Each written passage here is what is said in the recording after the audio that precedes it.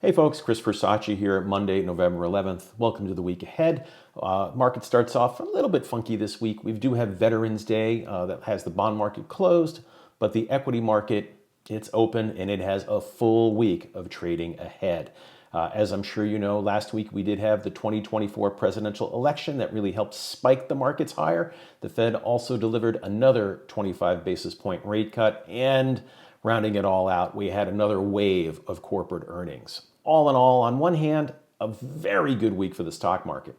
On the other, that pronounced move in not only the S&P 500 and the Nasdaq has them bumping up against overbought territory when we look at their relative strength indices, or their respective relative strength indices, better known as the RCI. Now, what makes that interesting is we are heading into a week where, yeah, we'll have more corporate earnings, and we will start to see the parade of Fed speakers because the Fed concluded its policy meeting last week. But we are also going to get some pretty important data as well. I'm referring to the next round of inflation data, better known as the October CPI and PPI. And why is the data important? Well, the market's trying to figure out what is the cadence for the Fed's rate cutting prospects. And the data that we get next week in the form of those CPI and PPI data could very well color the Fed's monetary policy decision at its upcoming December meeting. Here's the deal. When we look back at the recent data for both of these reports, the year-over-year core CPI data not only ticked higher in September to 3.3%, but it had been previously stuck at around 3.2% in July and August. Taking a look at the core PPI, God, these things, I tell you folks, sometimes they just trip over your tongue. So with the core PPI, it too has been inching higher on a year-over-year basis, with the last 3 months hitting 2.8% in September. Now, the key here is not only are both the core CPI and PPI far from the Fed's 2% target, but they've been moving in the wrong direction over the last few months, suggesting that inflation is stickier than many folks had been thinking. Now, when we get these two reports for October this week, we're going to want to look at the data a few different ways. Yeah, year over year, month over month, but we're also going to want to take a look at it on a 3-month trailing basis. The why behind that is during last week's policy press conference, Fed Chair Powell tipped, kind of sort of, saying that this is one of the ways that the FOMC, or the Open Monetary Policy Committee, thinks about inflation and kind of triangulates the data. So we will want to be doing that as well. But here's the other thing that's going to make it interesting. Not only are we getting that data, but as I mentioned earlier, we're going to have a wave of Fed speakers, about a dozen appearances this week in all, including one from Fed Chair Powell. And what is kind of making for an interesting calendar, if you will, is that Powell will be speaking after the October CPI and the October PPI reports. So you can bet that market watchers are going to be hanging on Powell's every word when he talks on Thursday, looking to see if there's any subtle changes in his language that might potentially suggest whether the Fed is continuing to think that maybe we will do a 25 basis point rate cut at the December meeting, or if a pause, given the data, is more likely. So we're going to be parsing that language. And I would also say it's not just Powell, too. Really, once these reports are in, everybody's going to want to be watching what the other Fed speakers not only have to say, but how they say it. In addition to those October reports, again, CPI, PPI, we're also going to get the October retail sales report, which is a great indicator for that 2/3 of the economy, better known as consumer spending. My suspicion is that the October retail sales report is going to be a little messy. We had a few things going on, including Hurricane Helene and Milton, and we've heard from home builders to other retailers that it kind of disrupted things.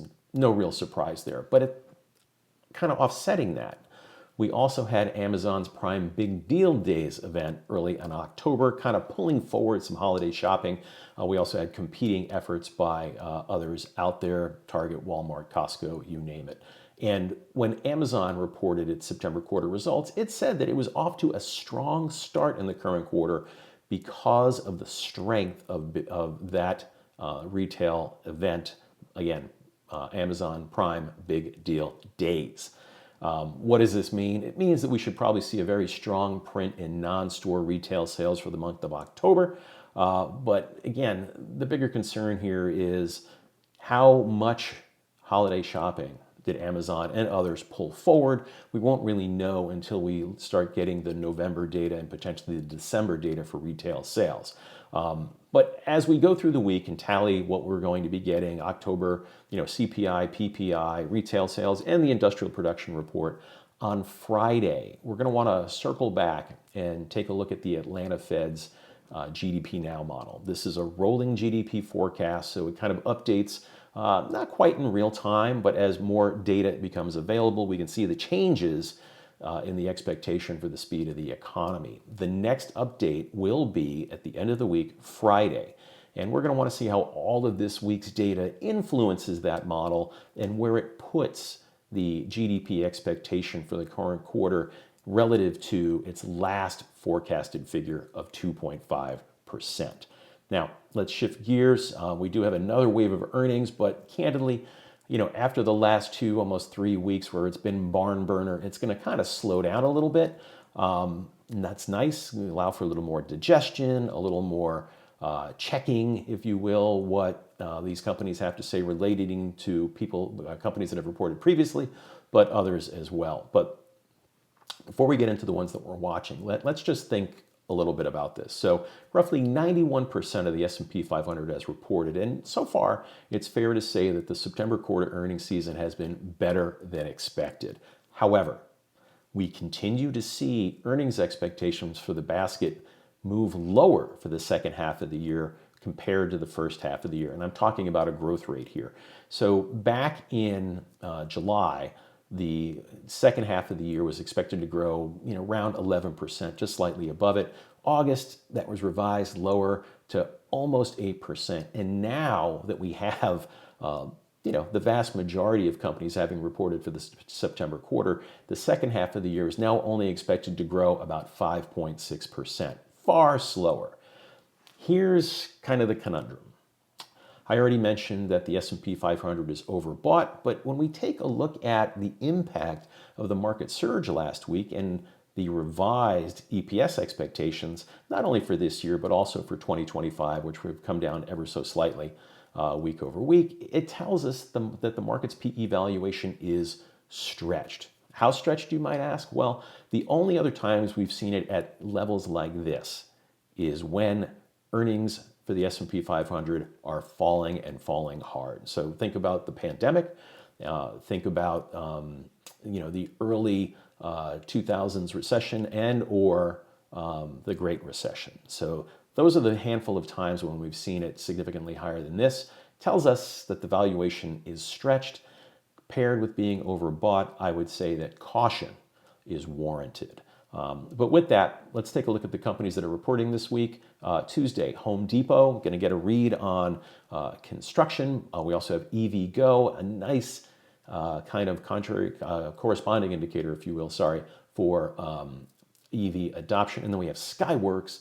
This will be another look at the smartphone market, but other connected devices as well. On Wednesday, CyberArk, obviously, going to be paying attention to that for cybersecurity. Shopify and Cisco. Cisco, what are they seeing not only on the security front, but as we think about the AI adoption out there, what are they seeing in terms of enterprise network spending on carrier infrastructure demand?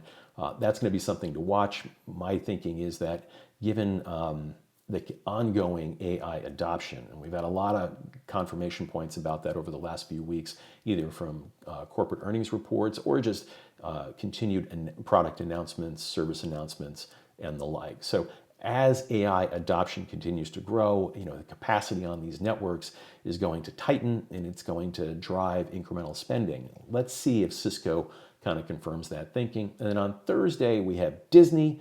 That, of course, will be one that the market focuses on. But after the close, we have Applied Materials.